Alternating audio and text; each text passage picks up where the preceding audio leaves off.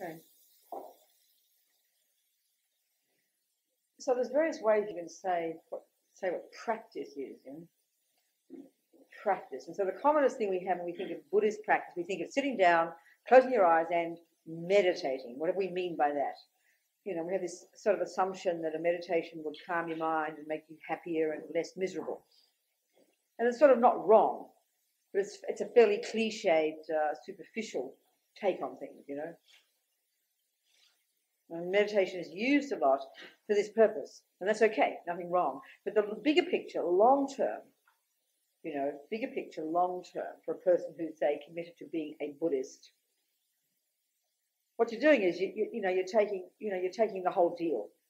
And so what that means is, one way of saying it very simply, is you're learning to change the entire way you see the world, basically.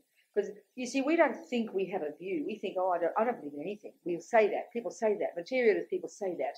I don't believe in anything. So we assume a belief system is like something like Christianity or Buddhism.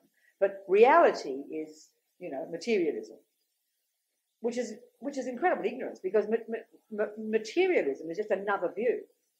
The scientific approach to life, which we think is concrete reality, and because the vast majority of us in the modern world have this view, then we take this view that that's not a view, it's truth. And it's a really crucial point to get this. It's just another view. It's simply a set of views about how things are. That the brain is the mind, that your mother made you, that this is, and then the instinctive feelings we have, that when someone punches me, that's the main cause of my suffering. When someone kisses me, that's the main cause of my happiness. That happiness is out there, so I have to go search for it. That suffering's out there, so I have to avoid it. These are all, the Buddha's saying, these are all views, and these are called samsaric views. They're viewpoints. They're coming from the mind. When you see something, you interpret it like that. So as soon as we can step back and see this, then it's very spacious, very clear. We can then see, well, we have to investigate which views are true. I mean, we don't, in the way the scientific view is that, very searching for truth. It's fantastic. Go for it. But that's exactly what we all should be doing. And that means we have to equally question what we think is the truth that Mummy made me. So materialists, who hate, let's say people who hate religion, they really believe they're the ones who know the truth. And they're just as fundamentalist as a fundamentalist Muslim, It's exactly the same attitude. Exactly the same. They completely curse religion. They curse, they think the stupid idiots believing in stupid idiots like this, they know the truth. But they don't even think they've got a view, which is actually the worst ignorance of all. It's the worst ignorance. So it's to really have this, to look and see that whatever we think about the world, it is simply a viewpoint. And that's fine. But this is the way Buddha talks. We have to investigate whether the view we have of something is in sync with the truth of it. It's a totally obvious point. This is the Buddhist view, but it seems to be quite reasonable to think this. And so the thing here is to see that everything that arises in our mind, you are the cause of my suffering, that is simply a viewpoint. And then we have to check, well, is that the truth? It's a pretty profound thing to think, But our trouble is, and this is how we are really all now fundamentalist, the way things appear to us in the world, which is why we think it's not a view, it seems to be instinctive. When you hit a small child, it's going to burst into tears and be scared of you. So that seems to prove to us that that's an objective truth. It's not just a viewpoint, because the baby feels it automatically. Well, the Buddha's take on that is because that child has practiced that view from countless past lives and comes fully programmed into this life with that view. So then as soon as you find, or like we'll say, oh, that's just kids when they go and, squash the snail. That's just the way a child is. They're ignorant. They don't know. But as soon as you take an example of like the little boy who cried with compassion for the lice, that contradicts that. That proves it can't be, quotes, natural, meaning everybody's like that. It just simply isn't true. As soon as you find an opposite, as soon as you find a contradiction to it, that child spontaneously crying with compassion for lice in his own head. Straight away, right there, it said, oh, you can't just say, oh, that's just kids. It's natural. Because that's the view that fits with the view of materialism, which says that you come from your parents, you're made of the genes and the DNA. You track you track all your tendencies back to the parents. So we have to question. This is all the Buddhist view is saying. Question all these things. The fundamental point he's making, which seems to me, if we look at it, I think we have to deduce it's true, is that however we see things, is necessarily a view. You see it a certain way. That's that, we'll say. And like I said, because we're so instinctive in certain views, this is the problem with ignorance. Because we've practiced that view for so long, it appears immediately this way to us. We don't have to process it. It appears this way, and then we believe it is that. We don't question it. Like the racist, like the fundamentalist. Well, we're all fundamentalists. That's the way our instinctive delusions function. They're deeply spontaneous, and so we don't ever question. Like if someone punches you in the nose and you burst into tears and think how mean they are, you don't sit there thinking, well, I wonder if I'm interpreting this correctly. Perhaps there's another way of seeing it. I mean, there's no way we do that. This is all Buddha's telling us. But it's maybe almost impossible. Even after 35 years of being a Buddhist, you still immediately have to struggle with that. Struggle with it by putting the alternative view in. Well, if I'm trying to be a Buddhist, Robina, yourself, then I'm trying to take Buddha's view. I can't just say I'm a Buddhist and then have the samsaric view. I've got to put my money where my mouth is. So you've got to struggle to come up with an alternative interpretation. Karma, I created the cause, blah, blah, blah, It's really, really hard, which is why it's hard to practice. Because anything that's hard to practice, if you're addicted to the opposite. If you really find it hard to play music because you're so entrenched in the inability to play music, you can't access all your imprints. Like Mozart clearly didn't have much problem. Often he is writing his little sonatas at the age of 6 or something. Obviously, he can access his music pretty quickly. The Buddhist view, of course, is he's got strong familiarity with it.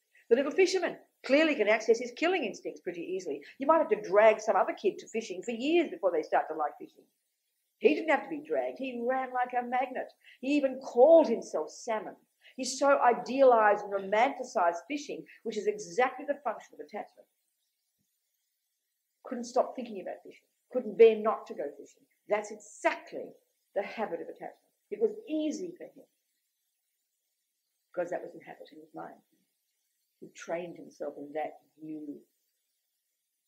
So the Westerners, the materialist view and the Buddhist view, I agree on one thing, that we come programmed with instincts, imprints. The difference is that the Buddhas, the materialists say they come from the parents, the genes. The principle is the same. Buddha says they come from your mind. The principle is the same. It's hardly complicated. You've got to posit the possibility that your consciousness did exist before the egg and sperm. That's all. That's the difference. The idea of coming from the past is the same. You track back into the habits of the past in order to discover why you do certain things now. And that's why it's very puzzling for us. I always remember, again, I quoted those 2 Columbine kids. Of course, these monsters, and people saw the videos of these crazy guys with their crazy paranoid views about the world. So, of course, the first thing you think of, they must have been terrible parents. That's the first thing we think. And that was so infuriating for everybody to discover that the parents were nice white Christians who didn't do anything wrong. They could not find any evidence of anything in the parents. So then we just left, oh, well, what's the reason? We don't understand it. Well, we don't understand. We're puzzled.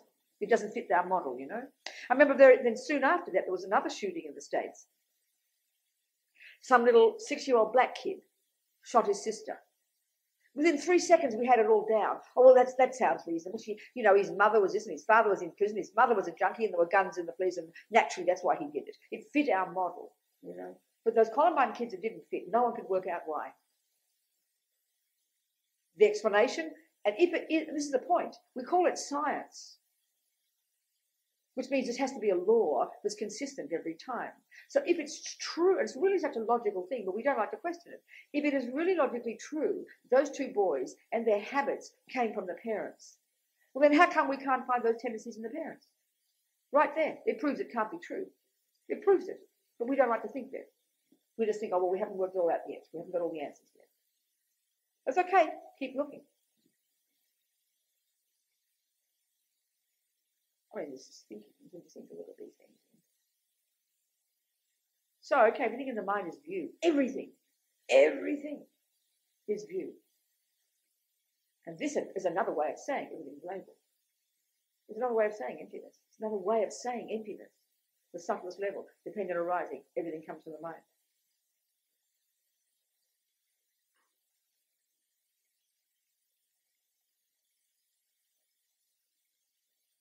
So, okay, different ways of saying being a Buddhist. If you're full on into the whole Buddhist deal, you know, this has been my choice. Not just because I'm a nun, that's the choice I've made to take on the whole Buddhist view.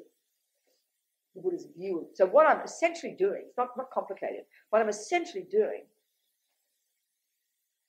what I need to do is internalize all of Buddha's explanations of how things are. Just like if I can like science, but if I want to seriously study science and be a scientist, obviously I have to go into it 100% and internalize those views until the point that they're natural. That's what a Buddhist is doing. So what that means is I've got to think about every single thing that Buddha says. So basically Buddha says the universe, you know, there are minds, beginningless continuities of mental moments, beginningless continuities of minds, each mind individual, trillions and trillions and trillions of minds, sentients, mind possessors, sentient beings. There's all kinds. Humans is just one tiny percentage. Animals, spirits, hell beings, gods. This is the model, you know. I can't see if it's true, but it's my working hypothesis. They're all mind possessors, and they're all sentient beings, mind possessors, whose minds are beginningless, and who every second, whose thoughts and feelings and actions and words and actions every microsecond are karmas or actions motivated by something in the mind that leaves imprints in the mind that then when they grow, those imprints will ripen in the future as those beings experience it. This is the essential point that Buddha is making. It's not complicated. Look, it's just two sentences I said. So that's the view I'm taking on board as a way of explaining why me, why you, why this, why that, why war, why love, why hate, why animals, why dogs, why something, why hell, why everything. It's not a complicated idea. Then, of course, you have to unpack it and look at all the workings of it, how karma works and all these things. And, of course, understand the mind. Understanding karma and understanding the mind. You can practically say that covers everything. Minds are central. Minds are the absolute central player in everything. Everything for the Buddha comes down to minds.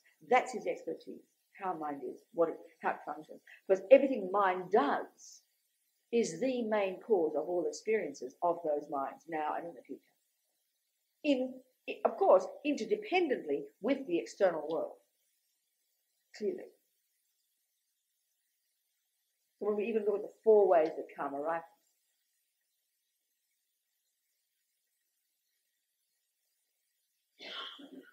so I don't use the words.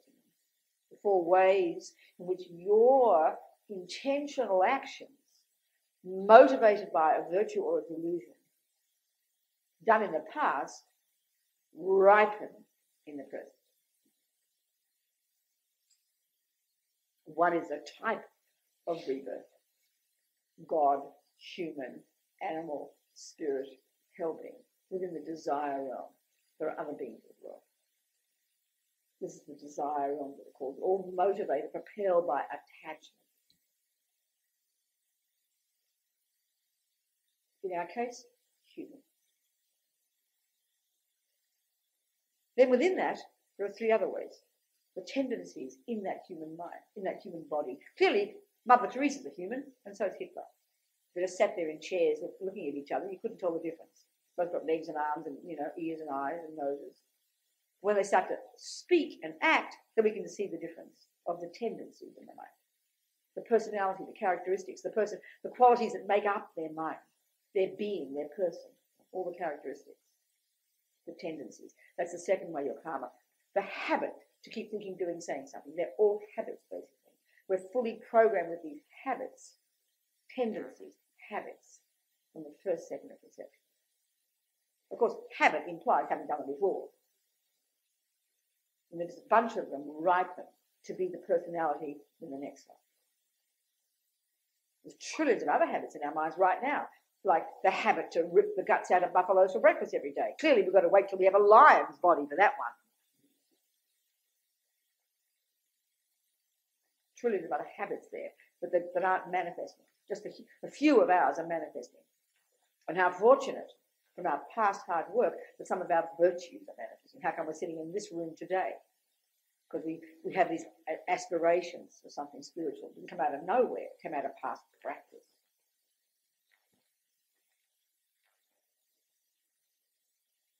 Third way that karma ripens is called experiences similar to the cause.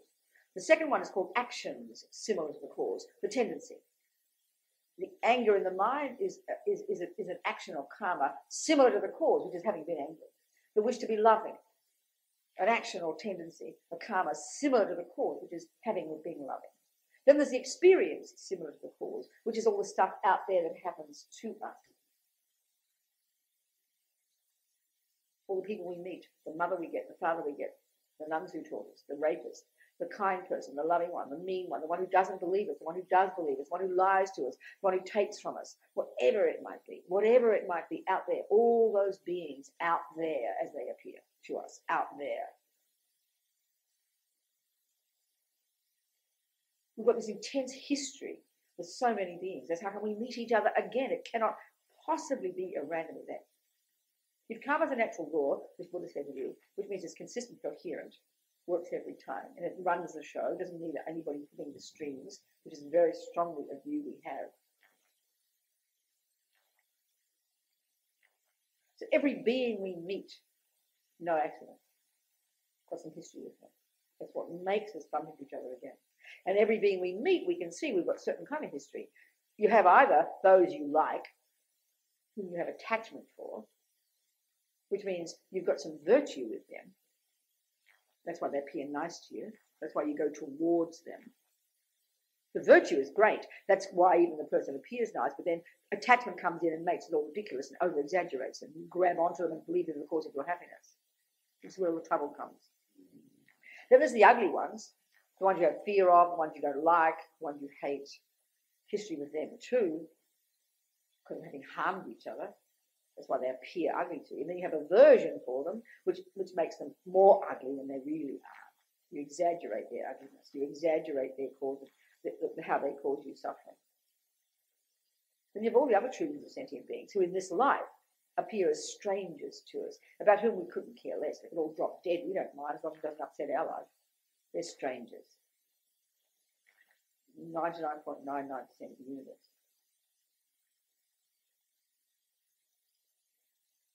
All these sentient beings, trillions of them, and how they act, how they treat us. Okay, I'm using the plot here. The one about experiences similar to the cause is all the stuff that happens to us, usually at the hands of beings. And the fourth one is called environmental karma, and that it can include sentient beings. Like if, for example, I wish I had the list here. I don't think I put it in here. Maybe I did. Yes. I put it in the list. I put the list in here. Okay, let's just go through it. Most helpful, most interesting. Oh dear, I didn't put it in.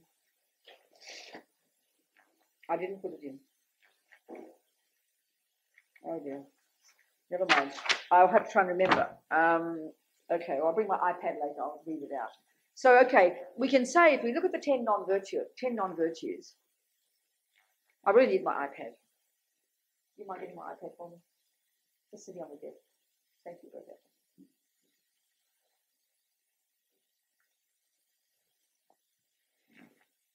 Okay, so again, the 4 ways that karma ripens. I'll use just one example. Like I said yesterday, but I'll use one example. Then we'll go through the list of the 10 and we'll just look at the 4 ways these tendencies, these karmic imprints from the past ripen in the present in the 4 ways. So killing, one example of killing a sentient being, motivated obviously by the wish to harm the sentient being, which let's face it is the main cause. Otherwise it's attachment if you're a fisherman, let's say.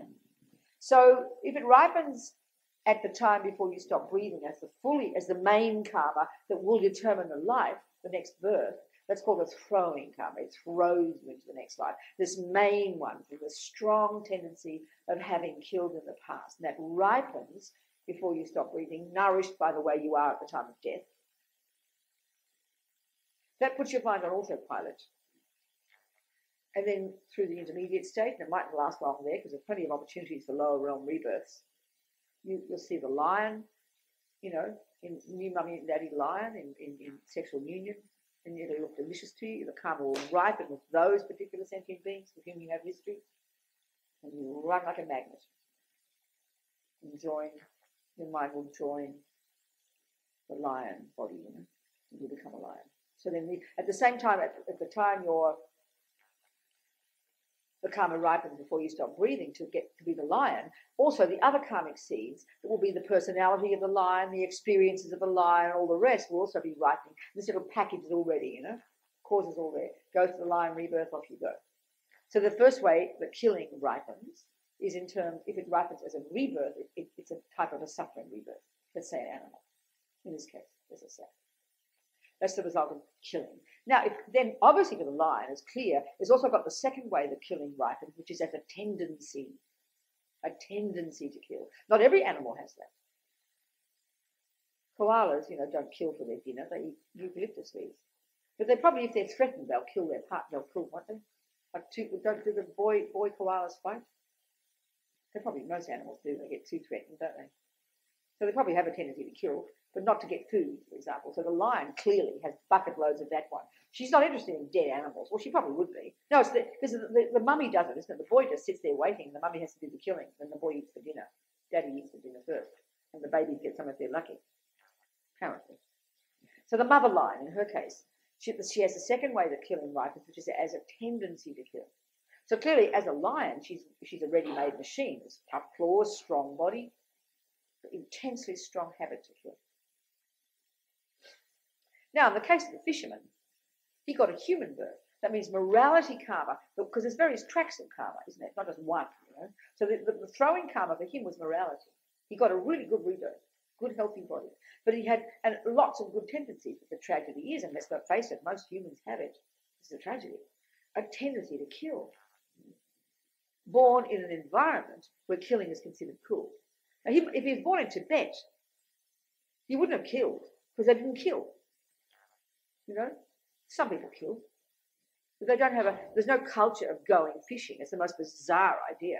They even say at the time that the wild animals were almost not wild because in general they weren't threatened. Thank you so much. Thank you so much. They weren't ever threatened, But so in this case, this boy, he got a human birth, first type of karma. He had second kind, lots of good tendencies, intelligent, loving, kind, but also the tendency to kill, which again governed his life in his case. The third way that karma killing ripens for the lion is when she gets killed by someone else. In the fisherman's case, he died young, or you die young. Your lifespan runs out quick. Fisherman died 29. He might have also been killed by the fish. So he got killed and he died young. Or you get sick. Generally, sickness, the hindering of the elements in the body to do the right thing, the problem we call sickness. This is one of the residual results of having killed in the past. In just the same way that having a healthy, fat, fit body is the residual result of morality karma. And then the environmental result of killing is that the very environment itself, which ideally should be working nice and interdependently with us all, keeping us healthy, the food that we put in the mouth should make us fat and healthy, the air should make us healthy, the water should make us healthy. But if it doesn't, that's the result of killing. If food makes you really sick, the water is poisoned, the air is polluted, the peanuts kill you, the dairy products kill you. And look at them, there's more and more and more so-called, we call them environmental illnesses. Look at it. This is the karmic consequence of killing. So whatever's called suffering comes from negative action. Not punitive, not judgment. The Buddha would say just a fact. It's a bare bones fact. And this takes time. This takes time for us to hear. Because we have this dualistic view of punishment and reward so deep in our bones. Don't blame the Catholic Church or the Jewish mother for making you feel guilty, for this dualistic view. This is a function of ignorance. We're all born with it. So this is how we interpret naturally. No one has to teach us to interpret like this. We have this dualistic view of punishment and reward deep in our bones. But it's not like that. So every action has any of these four results. And let's go through that list. I meant to print it from the thing, but I think I was trying to save pages, so I cut it out.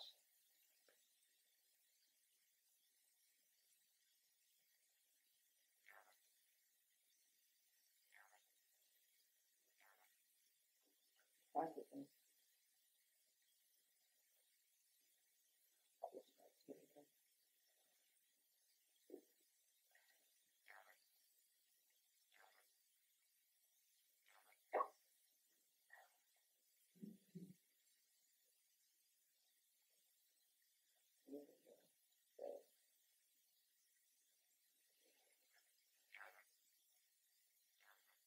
All right.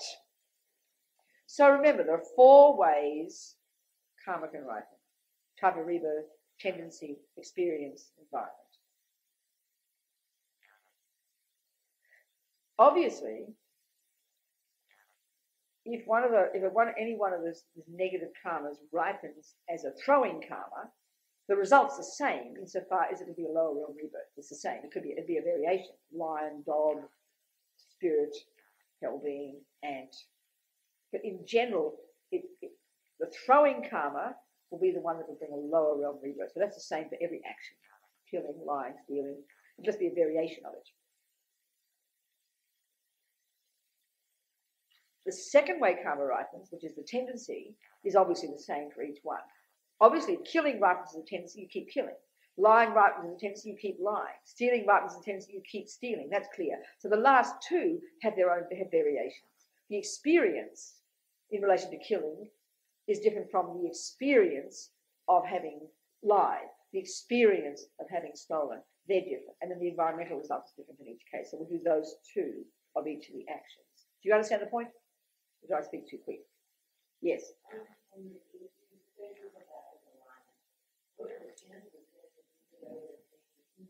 Very difficult, but yeah, that's the trouble. Very difficult. But given that our minds are beginningless, okay, like the lions, we have to deduce, using Buddha's view, that we have been a lion countless times. So here we are human. So the way to describe that, roughly, simply speaking, would be when you get the lion birth, that one ripens at the time of your death. You've got trillions of other virtues from being a human too. They're all there in the mind. But the one that ripens at the time of death takes over the show, determines the lion rebirth. So all those other virtues are sitting there like deep down underneath all the weeds. Because they're there, they won't go away, but they can't ripen. Not as a lion. So of course every second the lion is doing lion things, she keeps doing more negative things. And that keeps going. But all those virtues are still there in her mind.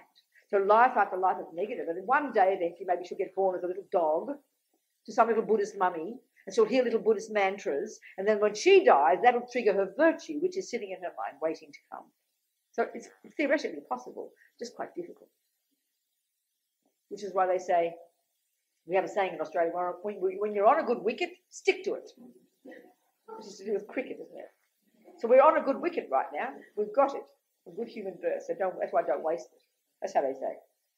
Okay, so the experience, like in a sense, similar to the cause, as they call it, of killing, is that you'll get killed.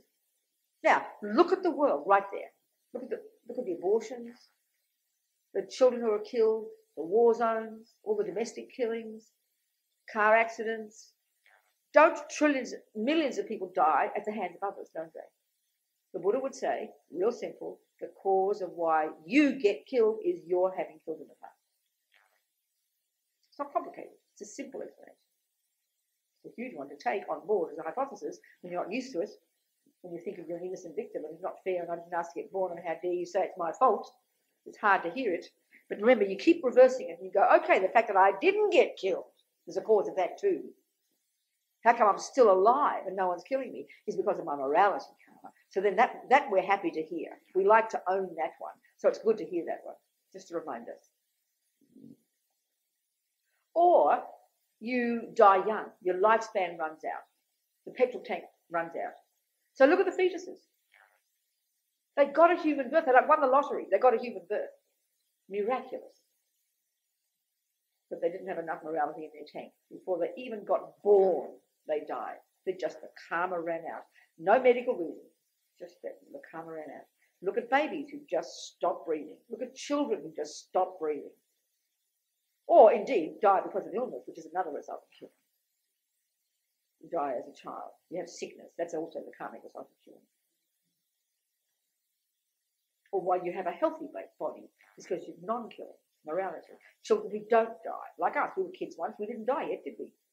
So this is also the result of causes. Again, remember, we only ever seem to ask the cause of why bad things happen. We never seem to think there's a reason for good things happening. We just think that the good is normal and the bad is wrong. It's very bizarre, actually, when you think about it.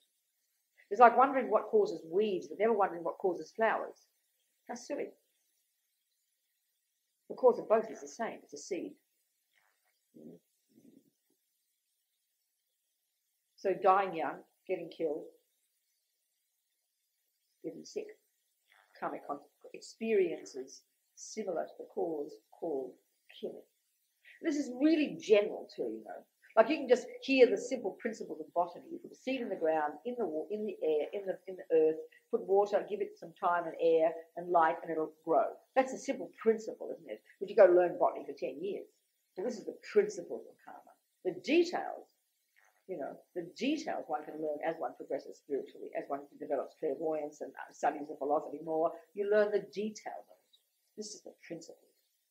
Good enough to start with.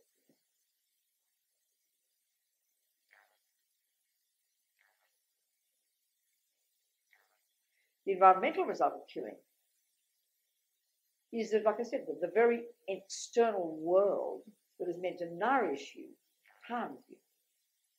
Food harms you, doesn't nourish you. Or you're just in general very sickly, weak body. You know?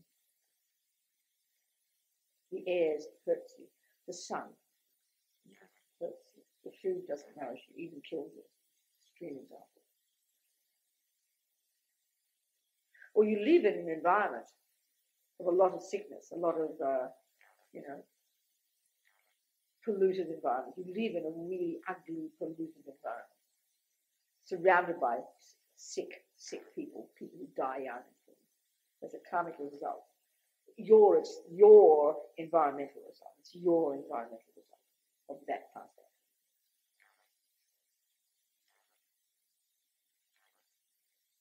So the second one of the body is like taking things that don't belong, taking the ungiven, as Robina calls it. So the experience similar to the cause of this is you never have enough. No matter how hard you try, you never have enough to live. And this doesn't mean you're poor. Look at people who are really rich, who never can make ends meet. The cash flow never works. They're always in debt. They're always struggling. And they feel poor. They feel like misers, poor. But look at some people who are really poor, but feel kind of rich, you know. Think money comes when they need it, food comes when they need it. There's a feeling of well-being. This is the result of non-stealing. The other one's a result of stealing. So you create yourself to be a miser, mean and tight, and nothing ever works. Money never comes when you need it. Or people steal from you. Or you can't get credit from the banks. Most homeless people have less debt than us. They can't get credit. In fact, if you can get credit easily, that's the result of not stealing. Because, you know, stealing kind of blocks getting. It's sort of obvious if you think of it this way. And receiving easily, being always open to receiving, is the result of having given and certainly of having not stolen. You can think of it, it's not illogical.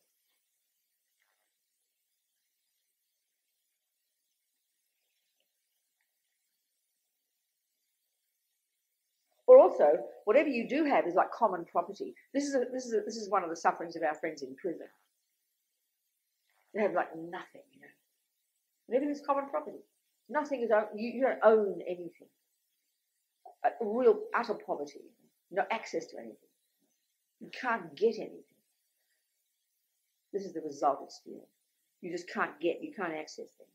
You can't find. You can't get. You can't. It's not given. You can hear it, you know. So not stealing is not taking.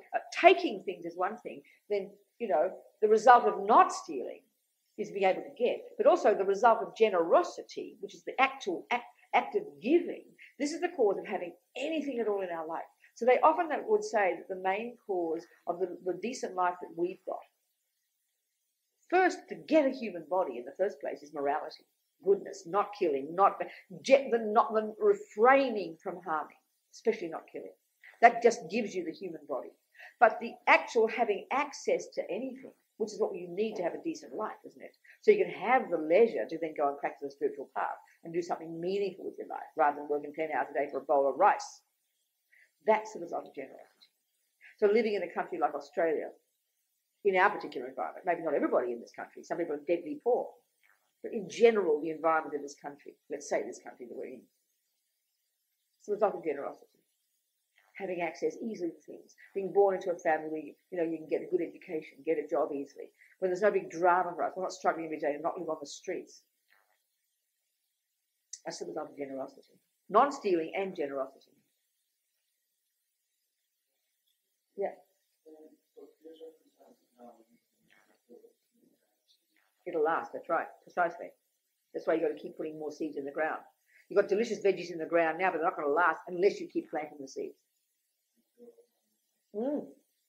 Precisely. That's it. Pulling out the weeds and growing the flowers. Keep moving. Don't get caught up in, aren't I lucky? Look at me with all my lucky veggies. Aren't I wonderful? And that's what we do with grass that is permanent. What?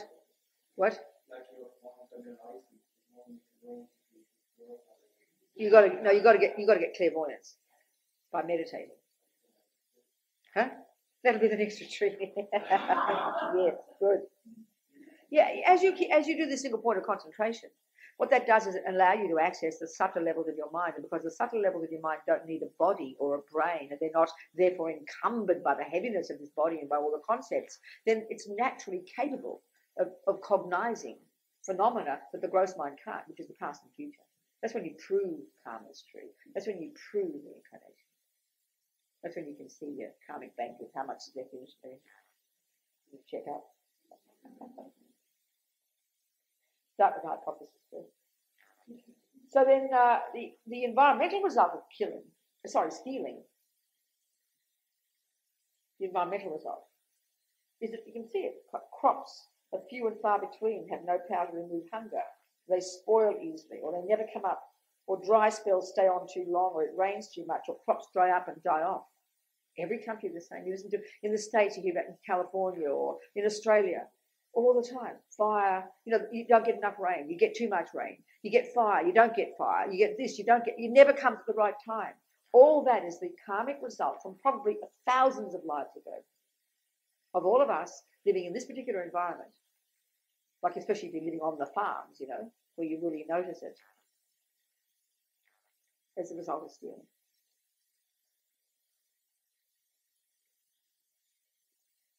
And it's like it takes countless lives to ripen, especially environmental. It's really slow over many thousands of lives. It's not like you stole this life and you get that result. Being born in that environment. And you can see clearly if you're born, let's say you live in a country that's like that, you can leave tomorrow on a flight, can't you? If you can, because you've got other virtue that stops you from having that karma. That karma finishes because you're able to go to another country. But not everybody can, you can see. And it doesn't even occur to some people because the opportunity's not there. You don't have the money, so you're stuck with that one for the rest of your life. Sexual misconduct, it's interpreted in many ways. There's more sort of fine readings of it, that basically, they're just as strict as the Catholics, really. And there are any Christians in terms of actual physical actions. Because the whole idea underlying all of Buddha's practice is to steady the mind, to lessen attachment. Obviously, sexual attachment is an intensely strong attachment. It's very obvious. It can cause so much suffering when it's out of control. It's obvious. So it's obvious if you're trying to lessen attachment because you want to grow your mind, because attachment causes suffering. It goes without saying that you need to control that attachment. But of course, it's got such a scary thing in our culture because it sounds so punitive and wrong and naughty. I'm allowed to do what I like. But if you understand attachment, it makes complete sense. And so when there's a very strict reading of this in the text, almost no physical activities. It's very rare, don't have sex on holy days and don't have sex here and don't have sex there and don't put the organ in this hole or that hole. I mean, it's very strict. But it's not the same way that the Christians talk, who say God made you, and then as that Archbishop on Q&A said, it's a walk in creation if you're a homosexual. There's no talk like that in Buddhism. It's more to do with a physical action, whether you're male or female, is not the point. And so there are stricter readings of sexual misconduct.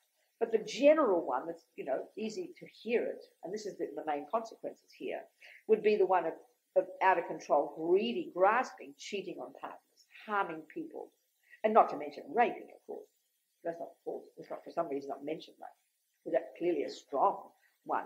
But that's more like abuse and physical harming, isn't it? Rather than, it is driven by the sexual urge, but it's really more to do with wanting to harm people, isn't it? Yeah.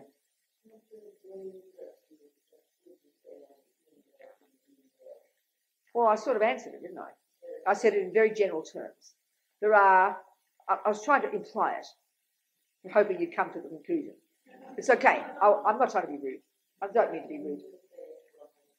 I don't. As soon as you say things too bluntly, we get. This is why. And I was on Q&A. I couldn't answer properly, so I ended up being wishy-washy. I remember that. And apparently some really right-wing blogger wrote this. My sister wrote this scathing report of this pathetic Buddhist nun. I mean, you can't imagine. So the point is this: in the text, there are strict readings of sexual misconduct, all about where you put organs, meaning a penis, for God's sake. That's what a sex organ is, isn't it? Usually, so where you put, they also, the reference point is always the male one, of course, where you stick that. So, excuse me, let's just be simple about it, right? So there are various, don't do this and don't do that. So from this you can deduce, then there's, so then in the world we have people who are called homosexual, right? Who like people of the opposite, of the same gender. So there's no talk like that in the Buddhist teachings. So this is why it's sort of like apples and oranges to answer it in the same way, because there's an assumption in the Christian teachings, or even the Jewish ones perhaps, that God made us, and he made us heterosexual, and he gave us this special gift called sexual pleasure, and you can only have it in the sacrament of marriage. That's the Christian one. So it's a massive point. And then, as the Archbishop on Q&A said, you can say it's a warp in creation if you're homosexual. There's no talk like any of that. So it's discussing the same principle, but very, very differently. There is readings that do say if you put a penis in anywhere but a vagina, you can consider it as sexual misconduct. But to interpret it in the same way as the Christian one, you simply can't. It's just, there's no way of talking. So far, so good. Are we communicating here? I haven't finished yet. Are we communicating? Are we communicating so far? Thank you. So yes, you can say, according to a strict application of the teachings in the Buddhist texts, certain misconduct, such as a penis anywhere but a vagina, is considered a misconduct. I will say that. So, but there's no talk of being a homosexual, of not living together, that kind of thing. There's no discussion like that. There's no discussion that you're a warp in creation, which is because no one created you. Do you see what I'm saying? So that's one answer. The bigger picture is each of us is responsible to develop our own minds. What we are all trying to do is lessen attachment. So if two people in a heterosexual relationship want to have sex day and night because they're so greedy and grasping for sex, then technically you would say that's not a misconduct. Technically, it's not a misconduct because you're putting a penis in a vagina. But look at the suffering they're causing to each other. Look, they're cheating on each other. That's misconduct, when you cheat. But if two heterosexual people don't cheat but have sex day and night, you understand? Then they mightn't put anywhere but the vagina. They might like it that way. But then you can't say they're not creating heavy negative karma. They are, because they're creating huge attachment for themselves and for each other. Are you hearing my point here? But you can technically say there's no misconduct there. Are you hearing the difference? But they're creating massive negative karma, harming themselves, causing themselves to turn into some kind of worm or some kind of little bug that sits there like a queen bug under the earth who just gives birth to babies all day, or creating the cause to be an ape who has sex with his mother, grandpa, sister, and everybody else, increasing your huge sexual attachment. That's the bigger issue. That's the real main issue, controlling your attachment. It is considered a misconduct, but within a bigger picture of two people living in a relationship, having kindness and compassion to each other and being good people, how can you, none of that's, quotes, wrong, unquote. That's what I'm saying. It's like a joke, you know. So the way we label lesbian, homosexual, and put all this picture onto it, and because the Christian one is this big, massive thing of marriage and coming from God and a sacrament, that's the context for understanding homosexuality. So you can't talk in the same way. Are you now communicating a bit better? Are we communicating what I'm saying? And the other one is you can't, because there's no boss in Buddhism. There's nobody mandating these things. So if you live in a community, then you can mandate don't kill, and you can punish somebody if they kill, but you don't mandate personal things. This person's private, so many of my friends are all Buddhists.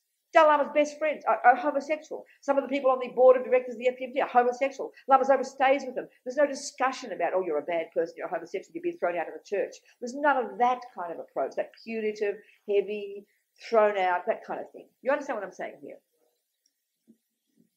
That's why it's not easy to answer. I'm not trying to be wishy-washy. I'm not trying to be wishy-washy about it. I'm trying to, do you understand?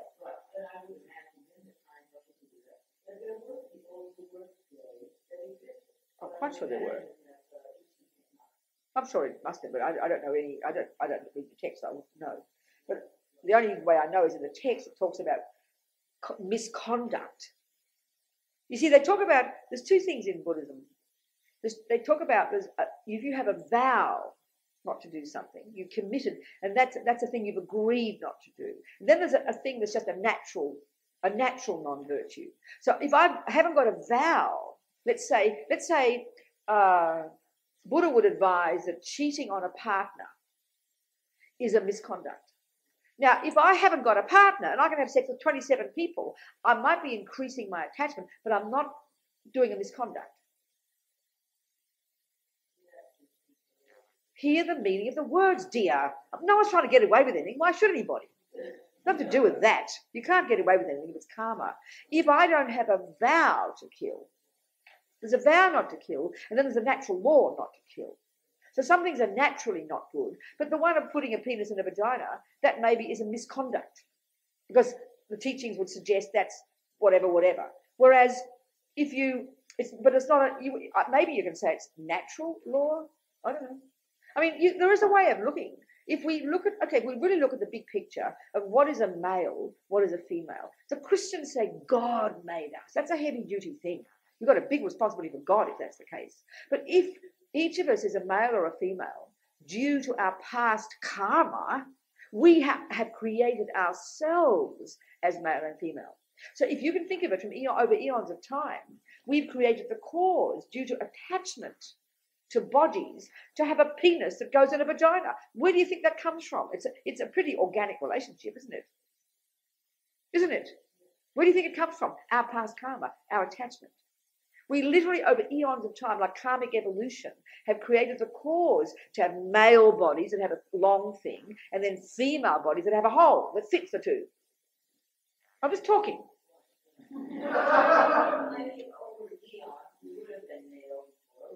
That's the point. That's what I'm saying. But what I'm saying is male and female are created by our attachment. So from that point of view, you could say there is this natural relationship between a penis and a vagina. It's pretty logical. That's how you get babies. It's not punitive or religious. It's logical. But God didn't do it. God didn't do it here. So you could argue that penises aren't made for anuses. You could argue that. Not being heavy duty here. Just talking. We've got to be brave to talk about these things. And remember, this is all natural laws. It's nothing to do with God or Buddha or anybody up there pulling strings. We've got to look at what the hell we are and where we came from and what we do and why we do. Do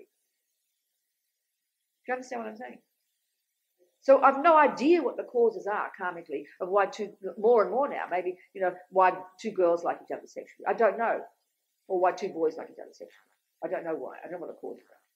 It's interesting. We should think about these things. Because there's always causes for everything. And it's always in our minds.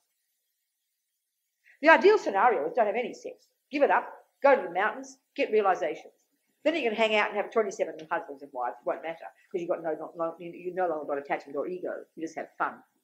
I mean, you just got compassion now, Yeah. I think there's also the practice from my understanding. I use that as a tool to get a person in enlightened state.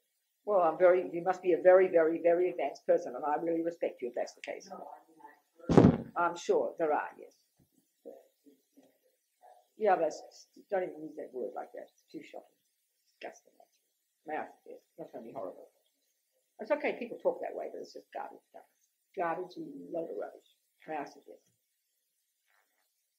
So gross. It's a gross, gross, gross take on some of the most sublime teachings that really are. To be, in other words, there is Buddhist Tantra, as you know, but to really understand the logic of it, to be able to practice, to really understand the logic of why, nothing to do with sex here, you'd have clairvoyance, you'd have renunciation, you'd realize emptiness, you'd have bodhicitta, you'd be an astonishingly highly realized spiritual being already.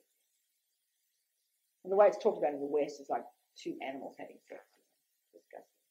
I'm not trying to be horrible. Just, yeah.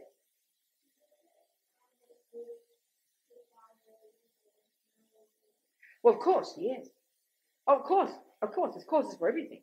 But everything we are is caused by something. Of course. This goes without saying, of course.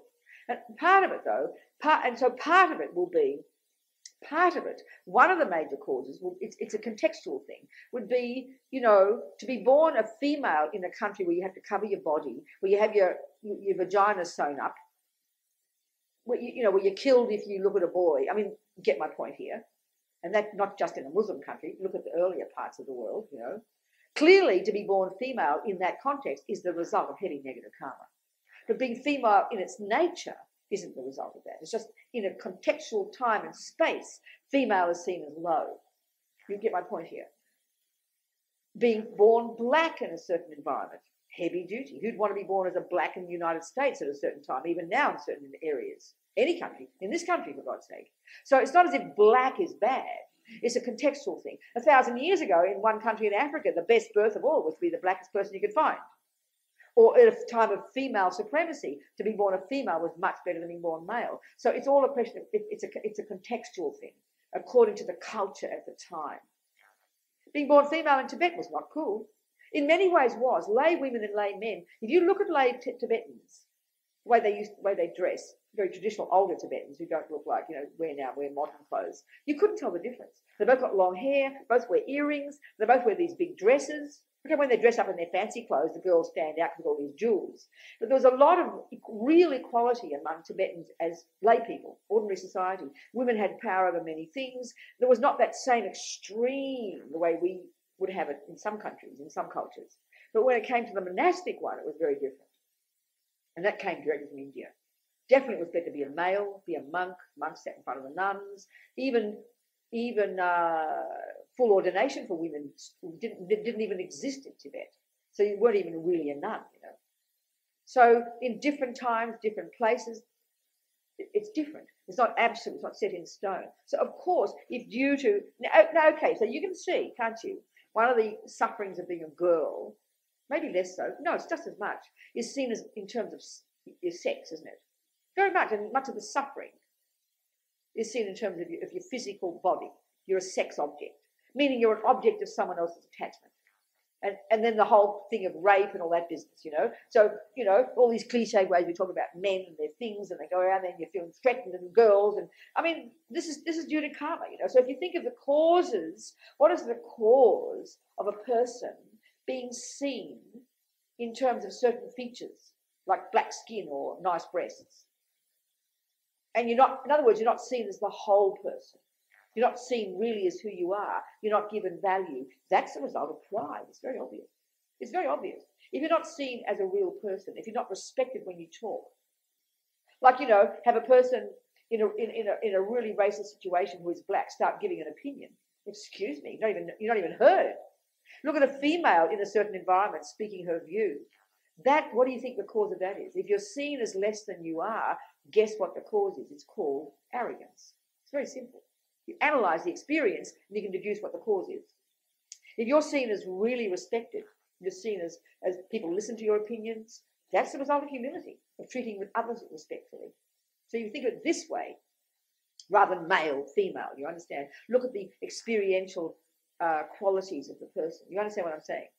So of course there are causes for everything, everything, how we're seen.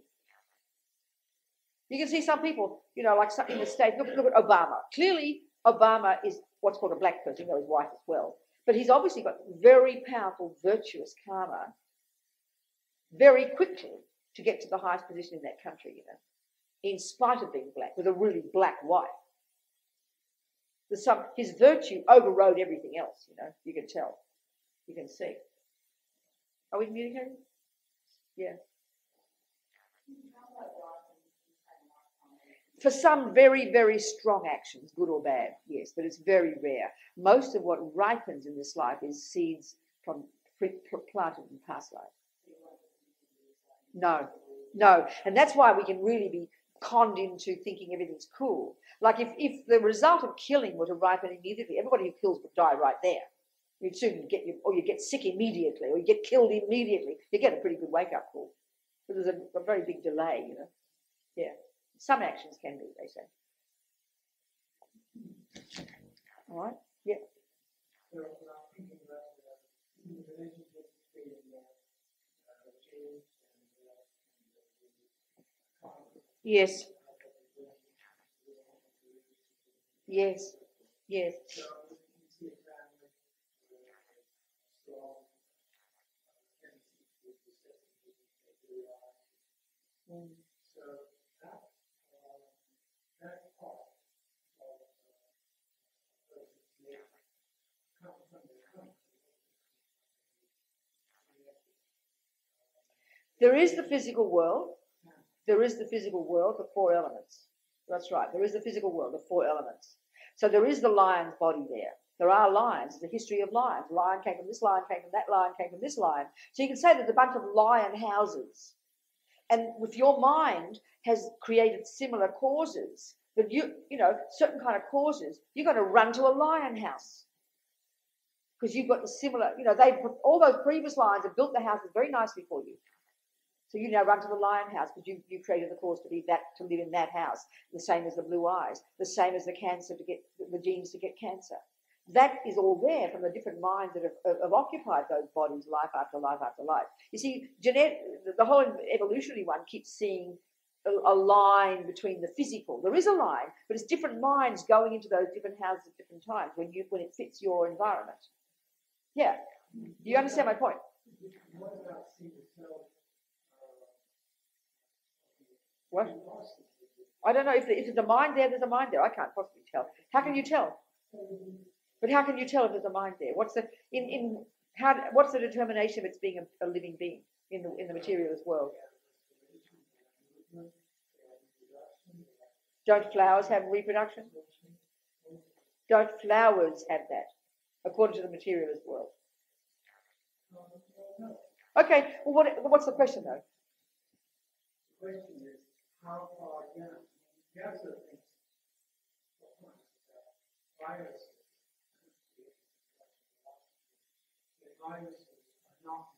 Okay, what's the point of this discussion? What's the conclusion to come to from this discussion? What is the significance between genetic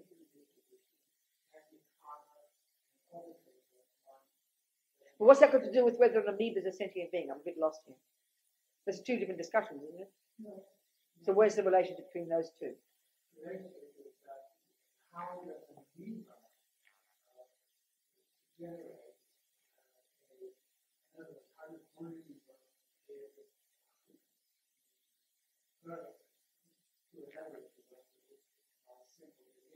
who cares though? What's the point? What's the point of this? What's the point of it? I agree. It could be a scientific, interesting discussion, but what is the point about minds? What is it in terms of karma for you? What's the point there to learn about karma and minds? Please explain. And the relationship between genetics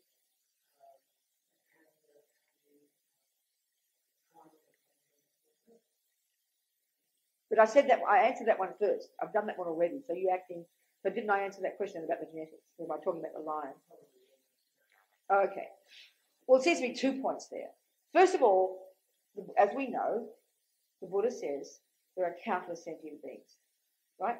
We know, meaning countless trillions. The second thing he says, and I find this very interesting, is there's not an atom of space you won't find sentient beings, isn't it?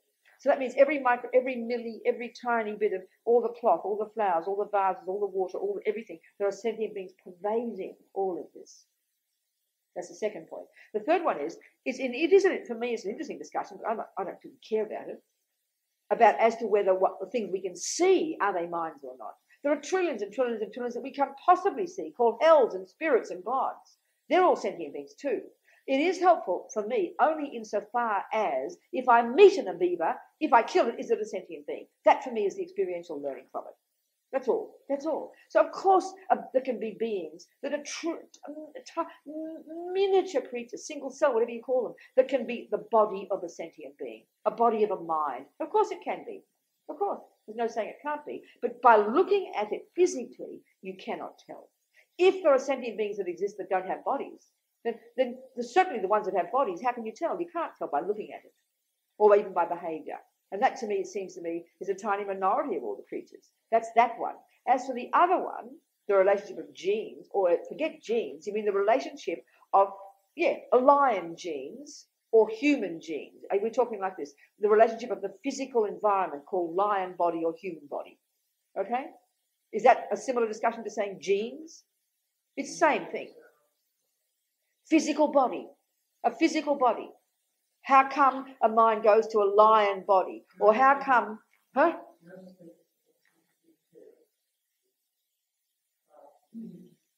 is the interface? How is it that karma trying to see that we bring to life, into the world? How does that translate into? That's exactly what I answered with the lion, but it obviously didn't answer it for you, so I'll try and say it differently. Whether we're talking having genes to have blue eyes, or genes to get cancer, or genes to have a lion birth, is it not the same thing? The same principle. There's a physical environment called a lion body, or a human body with blue eyes, or a human body that's got a tendency to cancer. The principle's the same. Are we first agreeing here? Okay? We're talking about, so therefore the next question is, what is it that causes a mind to run to the lion body, or to run to the blue-eyed mother, or to run to the cancerous mother, or to the black mother, or to the one-legged mother? Are you with me? That's the question, is it not? Is that the question? Well, that's the question about genes. Is that question? What do you mean, mechanics of what?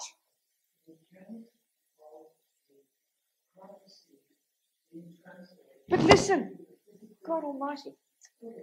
No, it's good. I'm just not being. I sound impatient. I know I sound so shockingly impatient. Listen, honey, we are talking about the same thing, but stretch your mind a bit more. I'm astonishing in my arrogance. I really can't get over myself sometimes. Listen, be a bit more spacious about it. You've got a physical condition called a mother with blue eyes. Would you accept that's one of the things you're discussing? You have another physical condition called a mother who's got a tendency to get cancer. Would you agree with that? Would you agree there's another mother who's got black skin? Would you agree there's another mother who's got hair and claws? Would you agree with that? Can you please put all those on the same status? They're different physical conditions. Would you agree with that?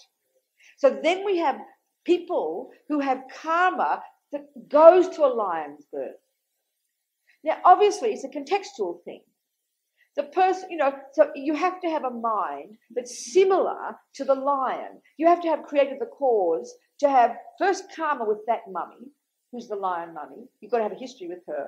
Then you have to have similar tendencies to be like that mummy lion, the tendency to kill. The genes, you could say, to want to kill. The genes, you could say, to want to eat something. Would you agree with that? Well, that's due to the actions you did that fit that body. And just the same, if you've got the karma to be born to a mummy who's got blue eyes in a country where blue eyes are seen as the devil, well, honey, you created heavy negative karma to get that blue eyes. But if you're in another country where you get the karma to be born to a mummy with blue eyes because it's seen as the best, that's the result of virtue. So it's not set in stone, is it? Are we communicating now? Or do you still want more? But then where's your problem then? Why isn't that an answer? But you just said you want more. It's a really interesting question. So what is it more you want? What is not explained by that? I don't want to break people's time, but I'm saying that how the tendency of honesty Just a minute, skip your words clear. What do you mean? What are you saying? What are you saying? What is it that a mind does that makes it get born to a mummy with blue eyes? Is that what you're saying? Yeah. What do you mean? Yeah, doubtfully. What's missing in that? What's the words? What else is it you want to ask? I just answered it. So what's missing in this explanation? No, there is something, and I will continue with this conversation. What is not answered by that? What's the missing piece in this? That there is a condition. And okay, are you asking why that condition? No, I'm asking about the meaning that translates into the You're asking about why are there blue eyes? Yeah. That's the karmic result over countless eons of sentient beings. That's how come we have a penis or a vagina and 2 eyes and 2 arms or 6 arms for that matter. It's simply the result of actions over all the previous humans and the previous blue eyes. So all the different minds that have gone in over evolution, those minds have gone in and created that body and then adjusted so the lizard gets a longer leg or a shorter one or blue eyes or brown eyes. They're the external condition, but created by the minds of the occupants of those bodies. And then they adjust over eons of time. So you end up with the 21st century, a blue-eyed blonde mummy in Australia. It's just the karmic result. The elements, why gum trees? Why a mountain exploding? They're just the elements manifesting in different shapes according to the karma of all the sentient beings in the past who related to those shapes and who create by their actions those shapes. So for eons of time, maybe lions had very small claws at some point. So there was small aggression. But as more people in other lives got stronger aggression, they create the claws to get a really big fat lion. And they create, because of their extra aggression, they get longer claws. Does that answer your question? Okay, you see, it's worth persevering. Something like that. It all comes from minds. It all comes from minds. The shapes out there, and that out there means bodies, all come from the actions of sentient beings. The actions of sentient beings are what create everything.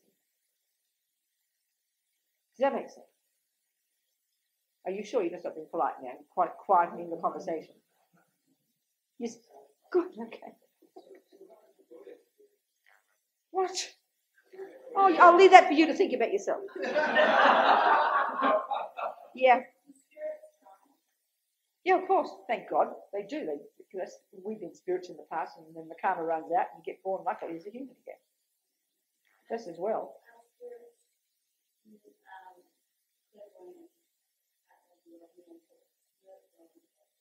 Yeah, this is a very tricky one, you know. There are lots and lots and lots and lots of beings who are not physical, some of whom can be very powerful and beneficial, and some can be really tricky and naughty and not helpful, but in fact even consciously harmful. And they're the spirits. Spirit is necessarily a very unhappy rebirth. You can just be plain unhappy, full of attachment, or you can be really quite powerful and manipulative and really harm a lot of sentient beings. A lot of the illnesses, the Buddhists, you know, you go to a Tibetan doctor, they'll check your urine, they'll check your pulses, they can see whether or not your illness is caused by karma or by just bad eating or by spirits interfering with you. So many of the illness, many sicknesses, like cancer, things we think are no cures for, is often the result of harm by spirits. Many skin things, a lot of diseases are caused by a lot of regular illnesses. Hang on. And then also,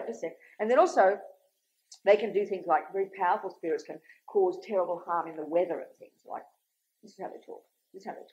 Then there are other spirits who can possess you because they've got very attached to you, like that the nun story I told. You know, just very desperate and unhappy, can possess people because you've got something they're connected to. Or they can manipulate and say that they're Mozart and, you know, appear to you like your mummy and things, you know.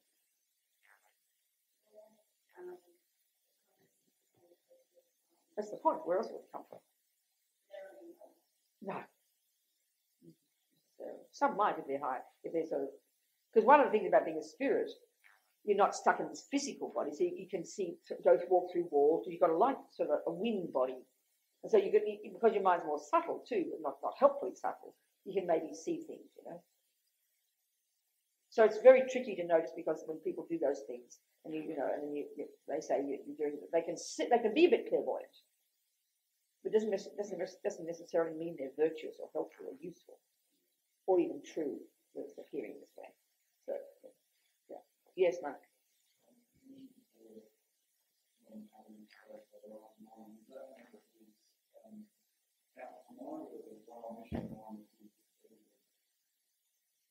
What? Mark, what did I say? What was the point I said? What did I say? Say it again. Repeat what I said. Where you won't find minds. Of course, there's omniscient minds. There are omniscient minds. There are minds that are omniscient, countless of them. But there are trillions and trillions and trillions and trillions of sentient beings, ordinary minds, pervading space, living in the rocks and the trees. I mean, forget about what we can see. Everywhere there are sentient beings. Our body's like a zoo, isn't it? Under your armpit's like a zoo. And they're the ones we can see. They're the little single cell maybe beings. Forget the ones that we can't see. What? Hey, hang on. No, I have not. You said weirdest thing there. Single cell is what he referred to being an amoeba. That's not what I'm talking about. I said our bodies are like zoos.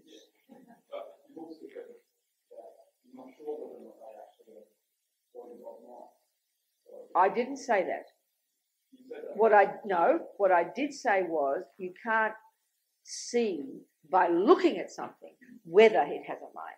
First point. Second point, I will say that our minds are pervaded by sentient beings.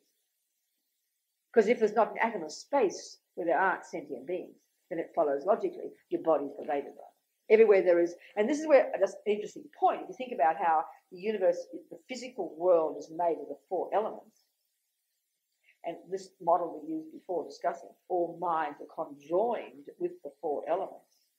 And if there are sentient beings pervading space, then it follows logically wherever the four elements are is a conducive environment for minds to be there. Do you understand what I'm saying? 10 past 10. Yes.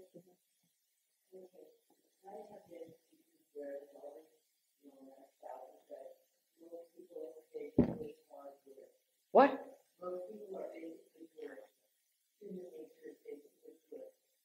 You have to see what does he mean by that? Tell me what you think he means by that. No, I'm asking you first to define that. What do you think he means by that? It's a really crucial point. Please explain what you think he means. No, say more deeply. What does he mean by that statement? What do you think he means? Please explain what you think he means. Okay, stop there. That's a very different point. The first way you said it was, people are really nice after all. It's clearly not true. Look at the world. Look at the animals. They're like monsters. So that statement, no, hang on. I'm being very argumentative here this morning. That is not a true statement, what you just said. Words are so important. The second one, having the seed of goodness, that's different. That's very, very, very different. That's exactly the point the Buddha makes. Every single mind necessarily possesses the potential to be a Buddha. And that is indestructible. And like I've been saying, the virtues within us are at the core of our being. They are indestructible. So every sentient being, therefore, is innately pure. They're ways of saying the point. That doesn't follow that Hitler was expressing goodness. Clearly, he wasn't. But he has, within his being, the potential for goodness. He can't ever lose that. It's a question of his accessing it. The lion clearly is not being friendly when she rips the guts out of buffaloes for breakfast. All the monsters in the world harming each other so brutally are not being kind. But they all, in their minds, possess this innate goodness. It's a question of accessing it. And this is what causes bodhisattvas to never give up for eons helping sentient beings, because we all possess this innate potential. Are we communicating now? Why are so few of these beings watering the seed The answer, by the way we discussed right now, the answer is obvious.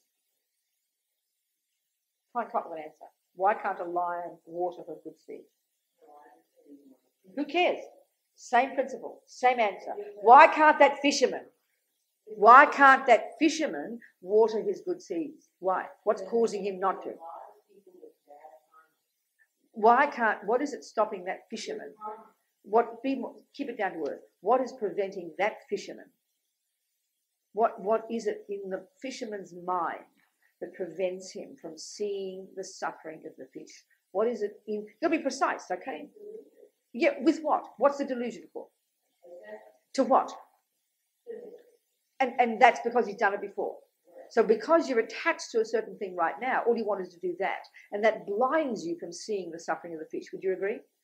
Well, then that's the answer to the question, isn't it? Very simple. That's the answer to the question. You just answered it. You just answered why one fisherman can't access his goodness. So then you just extrapolate and say that's why anybody who can't access their goodness is not accessing their goodness, because then delusions are paramount, for God Almighty's sake. How come you haven't un-Buddha yet? Have a look, because you you, like the rest of us, probably have got a few bad habits. We get lazy, we can't be bothered, we treat about people, we talk about people behind their backs, we get angry, we get upset. Would you agree? I mean, you're like the rest of us? Well, why can't you access your goodness? It's because that stuff's running the show. So it takes a lot of effort. That's the reason why. Why isn't that a satisfactory answer? What a peculiar morning. Why is that not the total perfect answer? Oh, God in heaven, Jesus, God, please come right down to earth. Don't be so broadly intellectual about it. You've got to take an example. If you can have one example of the fisherman, just multiply by a few million. You've got to have a real... It's a nice theoretical question, but bring it down to earth, precious girl. Can you hear why for that fisherman, because of his tendency to kill, and then because of his attachment to get what he wants, he can't see the suffering of the fish? Can you accept that? So just multiply that by a few million and you've got the answer. No? Thank you. Look at your own mind. No, I know, but I know that, and why are you here? What's the cause? What's the cause of your being here? Which karma? What must have you done in the past? What must have you done in the past? What did you train in the past? Right, so that's how come you found yourself wandering into Atisha Center's doors, right? Because you had this strong imprint in the mind. So you ran to this, the fisherman ran to fishing. Well, aren't you fortunate? But still, look how hard it is. Are you able to sit up 24 hours a day, meditating day and night? No. Why? Because we have this bone laziness, all these obstacles in our mind. This is why practice is really, really difficult. So can you imagine being so addicted to killing, or so addicted to raping, or so addicted to torturing? Can you imagine how hard practice must be? Look how hard our practice is with our pathetic little bad habits. It's hard to activate goodness because the delusions are so primordial. When we know this ourselves, then it's easy to understand why others. This is the illusion. You see what I'm saying? Maybe we need a break. Yes, Rosette. Yes. Yeah, okay, go. What do you think it means? Yeah. Yeah. Yeah, the throwing karma is the first, is the name given to the karmic seed that ripens before you stop breathing, activated by the other things in your mind at the time. That's the karmic seed. In our case, a very powerful morality karmic seed ripened before we stop breathing. That's called the throwing karma, which throws you into the next life to bring the fully ripened result karma, if you like. So the result is called the fully ripened result, which is this human birth. The cause of it is the throwing karma that throws you. That's... What? No. No, don't make it complicated. No. Start again. Oh my God. Okay. No, it's not simple. It's demanding an argument. No, listen. Okay. Well, let's use the fisherman. No, that's complicated. Forget mine. Never mind. There are 4 ways in which our actions or karmic seeds or tendencies or mental actions from the past ripen in the present. There are 4 kinds. The first one is called the fully ripened result. That in our case means we got a human birth. The lion is a lion birth. The dog is a dog birth. The spirit is a spirit birth. The fully ripened result is the result of a type of rebirth. Now, the name of the karmic seed that does ripen before you stop breathing, which will be the one that will cause you to get that human birth, happens to be called the throwing karma. The result is called the human birth, the fully ripened result. It's called, and the one that triggers that, the one that is the throwing karma, the one that ripens at the time of death. Are you with me now? Then you have, in this life as a human, you have tendencies, you have experiences, and you have environmental. These are the 3 ways in which you could say, the residual result of a lot of the fully ripened results will ripen. So, for example, the fisherman in this life, okay, we can deduce from the fisherman that he had been in the lower realms in the past from killing. This is why, what I'm about to say now is why purification is so important. This is what they say. So he'd been in the lower realms as a result of killing in the past. He'd had lots of fully ripened results. Eventually that karma ran out. And then one day, the karma ripens and he gets a human birth. Amazing. From the result of morality. But the tragedy is, because he hadn't purified all aspects of killing, and so he hadn't made a vow, I will never kill again. So the being in the lower realms is the result of the actual killing. And so when you do the 4 opponent powers, doing the Vajrasattva part, the visualizing and the mantras, that purifies the lower realms. Or just being in the lower realms finishes it. But we'd rather purify it before we get it, right? But until you say, I will never kill again, then you've still got the residual result of killing. It's like the smell left over from the lower realms. So he got born as a human, but he still had a tendency to kill. So until you say, I will never kill again, he will never finish. Then, because he didn't regret killing, he had experiences similar to before. He continued to get killed or die young. And because he didn't have compassion and take refuge, he continued to have environmental results. We'll go into it in more detail in a minute. Now you understand. So this is why they say the 4 opponent powers, the mental process of regretting doing the negative, of vowing never to do it again, of having compassion. These aren't just holy things. They actually have a major function in purifying each of these ways that karma ripens. So, first of all, it's terrible to have to go to the lower realms for a few eons. You finish that, you get a human birth again, but you tip it straight down the toilet. He went straight back to the lower realms because he hadn't purified all aspects. So the tendency and the experience and the environmental are like the residual results left over because you haven't fully purified all aspects. Does that make sense? Now. Okay. Or maybe you could say too that doing incomplete actions okay, a fully ripened result, a type of birth, where the action that does, the throwing karma that does ripen at the time before you stop breathing, has to be an action that had 4 conditions in place. There has to have been, let's say for the lion, that karma that ripens, even let's say the human being, Fred has died and Fred has done lots of killing in that life.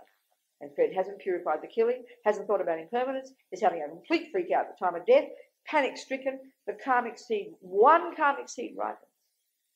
And that karmic seed which has the potential for many, many, many, many fruits, many, many, many, many, many lower realm rebirths. That karmic seed has to have been created, has to have been at the time of an intention to kill, the motivation behind it, the wish to harm. There has to be the creature there, has to have done the action, and the creature has to have died. That's a complete action. So throwing karmas are complete actions, and they bring a fully ripened result, a rebirth. There are lots of actions. Let's say you have intention to kill, and you leap out to hit the mouse, it gets away.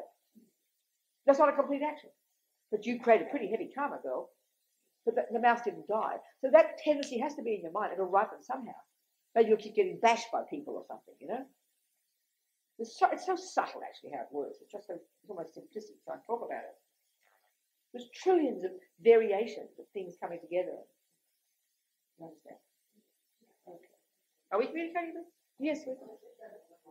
With regard to how would you describe his environmental karma? Because he was born somewhere where he could be. He could have been born somewhere where there was no. No, he couldn't have been because of his strong tendency to kill. Where the hell would he be born? But we're just fishing. Oh, sweetheart, of course he could. Of course he could. It's like saying a rose could be blue instead of pink. It's true, it could be. But then, so I don't understand what would be environmental karma. I understand the other. Oh, darling, what do you mean, sweetheart? He had very good environmental karma. What do you mean? No. What are you talking about, darling? I'm so sorry. We're talking about different things, I think. Why don't you explain what you're saying, then I'll see if we can both talk about the same thing. Which environmental karma are you talking about? The one from the past or the one you've got in the present? Okay, so what's your point then? Okay. That he was in a place where the water was clean, the air was clean. He was in a very, okay, there's two things there. Right, he had, listen, sweetheart, I understand your question. He had very excellent karma to get a human birth. He had very excellent karma to have lots of good tendencies, loving and kind and intelligent and generous. He had lots of good experiences similar to the cause. He had a vast amount of very good, virtuous karma ripening. So what's your question? Of course he did. He had one bad one. He had one heavy duty one to kill. That's right. And because that dominated his life, he called himself salmon. He thought of fishing all day. This is what attachment does to us. It's heartbreaking. And that overrode everything else. And that's the one that ripened at the time of his death and threw him into the next lower realm rebirth. That's the tragedy, sweetheart, of attachment. That's the tragedy.